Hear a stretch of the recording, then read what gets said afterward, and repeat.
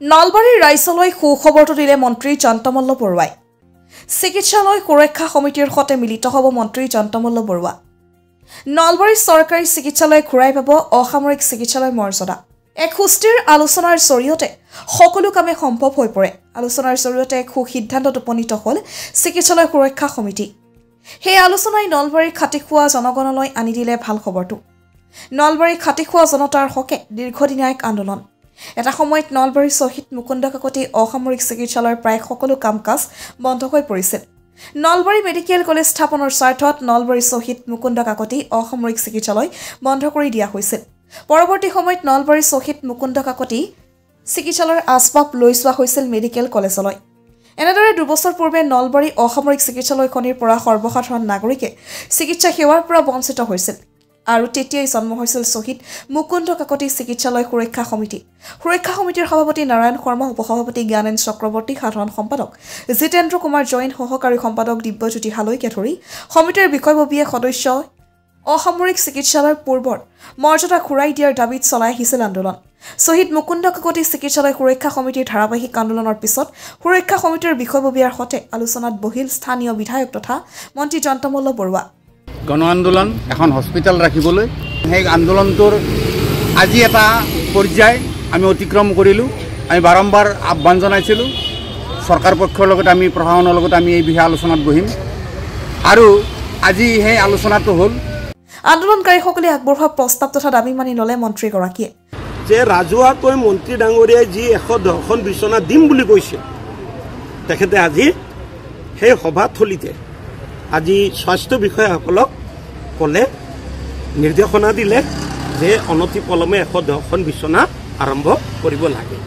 দ্বিতীয়তে হ'ল অসামৰিক মৰ্যাদা, যি চিভিল শব্দ কৰ্তন কৰা হৈছিল, সেই চিভিল শব্দক লৈ তেখেতে কৈছে যদি মেডিকেল গাইডলাইনত তেনেকুৱা আছে, যদি গাইডলাইনে ছাপোৰ্ট কৰে তেনে গাইডলাইনে, তেতিয়া সেই বিষয়েও তেখেতে সঁহাৰি জনাইছে আৰু তেনে দিশত আগবাঢ়িম বুলি কৈছে।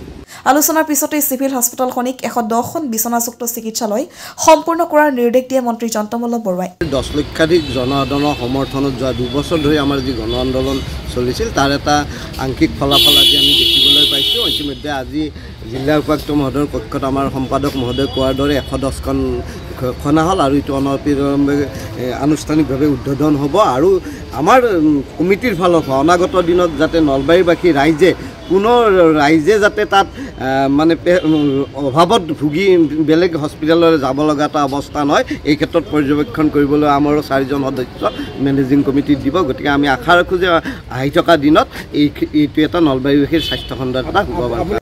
অক্ষুণ্ণ ৰখা হ'ব হস্পিটেলখনিৰ অসামৰিক চিকিৎসালয়ৰ মৰ্যাদা।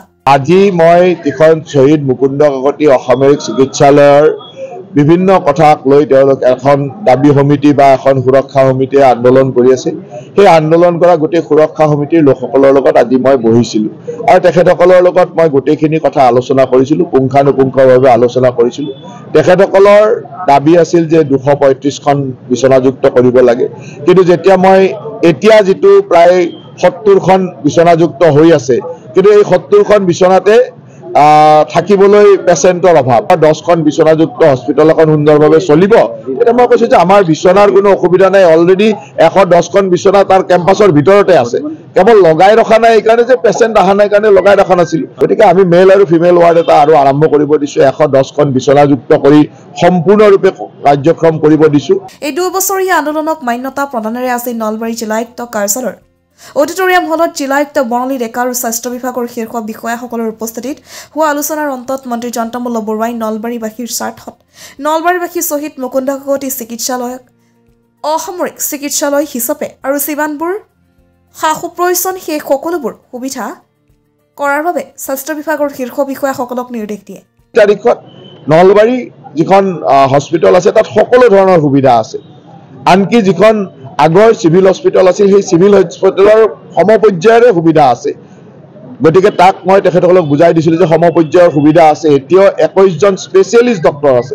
সাধাৰণতে ইমান এনেকুৱা চিভিল হস্পিটেলতো 21জন স্পেচিয়েলিষ্ট ডক্টৰ নাথাকে, তাৰ উপৰি ষ্টাফ ইত্যাদি সকলো আছে। গতিকে গোটেইখিনি লৈ তেখেতসকলক কৈছোঁ যে এইখিনি ব্যৱস্থা আছে। তেখেতসকলে নামটো চিভিল হস্পিটেল দিয়াৰ ক্ষেত্ৰত এটা আগ্ৰহ প্ৰকাশ কৰিছিল। মই কৈছোঁ যে সাধাৰণতে জিলাত এখন মেডিকেল কলেজ হ'লে চিভিল হস্পিটেলৰ নামত হস্পিটেল নাথাকে যদি চৰকাৰৰ নিয়মমতে কোনো অসুবিধা নাই তেতিয়াহ'লে আমি চৰকাৰী ব্যৱস্থাত কথা পাতিম নামটো চিভিলে হওক কি চিভিলৰ সমপৰ্যায়ৰ গোটেই সুবিধা আছে ইফালে চিকিৎসালয় চৌহদত প্ৰাক্তন প্ৰয়াত শিক্ষামন্ত্ৰী ৰমণী বৰ্মনৰ স্মৃতি সুগমীয়াকৰণৰ অৰ্থে এক স্মৃতি চিহ্ন ৰখাৰ বাবে সুৰক্ষা সমিতিয়ে জনোৱা আহ্বানত সঁহাৰি জনাইছে মন্ত্ৰী জয়ন্তমল্ল বৰুৱাই আমাৰ সকলোৰে শ্ৰদ্ধা ৰমণী বৰ্মন ডাঙৰীয়াৰ নামত হস্পিটেলৰ এটা কক্ষ বা এটা অংশ নামকৰণৰ কথা কৈছিল তাতো আমাৰ আপত্তি কৰিবলগীয়া নাই কাৰণ ৰমণী বৰ্মন আমাৰ সকলোৰে কাৰণে শ্ৰদ্ধাৰ তেখেত নলবাৰীৰ এজন সুসন্তান নলবাৰীৰ প্ৰতি সদায় নলবাৰীৰ হৈ কাম কৰি গৈছে তেখেতৰ নামত কিবা এটা নামকৰণ হ'লে আমি কিয় বেয়া পাম এনেকুৱা ধৰণৰ যিকেইটা কথা হৈছিলে আমি তেওঁলোকৰ লগত আলোচনা কৰিছোঁ খুব সৌহাৰ্দ্যপূৰ্ণভাৱে